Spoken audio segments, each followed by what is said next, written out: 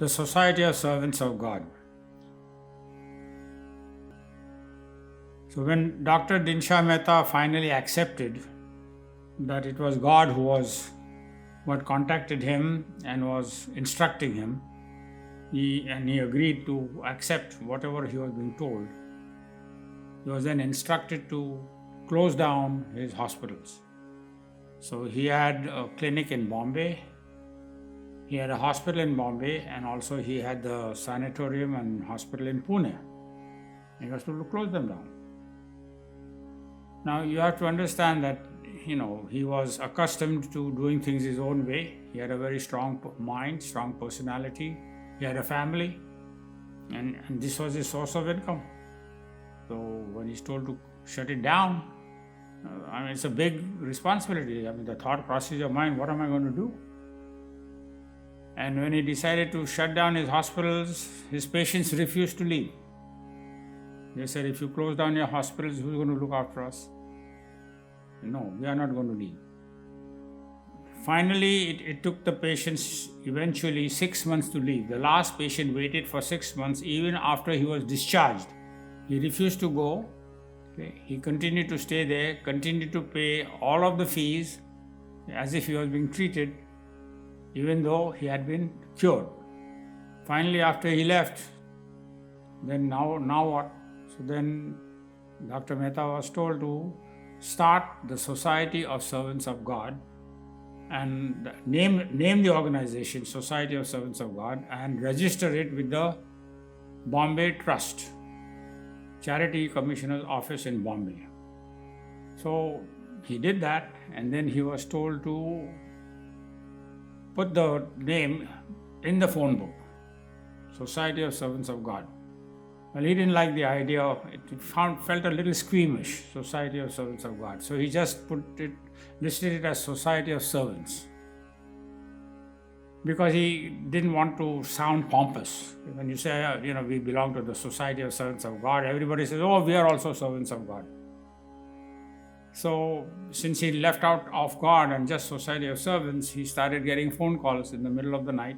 Hey, we want a driver, we want a butler, we want a cook.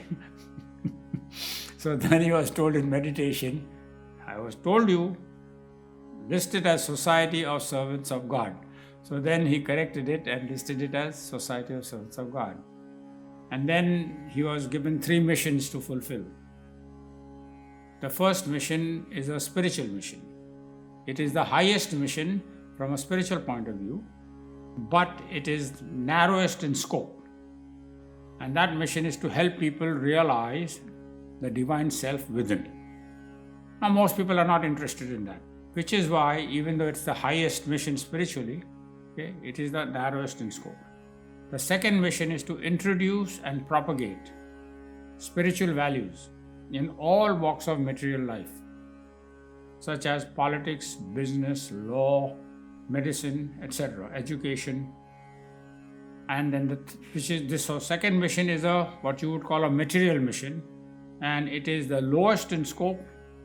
Lowest from a spiritual point of view, but the widest in scope. And then the third mission is a religious mission, which is to bring about a unity in the diversity of religions. So that's a religious mission. So the first mission is spiritual, the second is what you might call material, and the third is religious, but they are all on a spiritual foundation. And in order to fulfill these missions, Dr. Mehta was conducting several activities. One of them is to fulfill the spiritual mission. He received so many scripts, divine messages, and principles that people need to follow in order to free themselves from the bondage to matter. And then, of course, to fulfill the second mission, he was told to start a company called NC Corporation, and through that they did many activities, business activities, and also the Needs of Life Cooperative Bank was started. And then in order to fulfill the third mission, not only would he conduct classes where people could attend and listen to him, but he would give discourses. Discourses are different from lectures. In a discourse, he would go into a state of meditation and tune his human mind with the divine mind and then the Divine Mind would speak through him. So he would give discourses on Wednesdays and Sundays, both regarding topical matters which could be political or economic based, and also spiritual principles. And everything was based upon spiritual principles. So not much happened in terms of manifestation. So I asked him, I said, have you been able to fulfill the 3 missions? He said, yes. They've all been fulfilled in the invisible planes of consciousness. And at the right time, when the people are available, they will all descend and manifest. You have to remember that not everything that is in the invisible manifests in the visible till the right channels are available. So this is in short about the Society of Servants of God. And so we started the Dr. Dinshah Mehta Spiritual Center in Dhanur Taluka to fulfill some of the aspects of the 3 missions of the Society of Servants of God.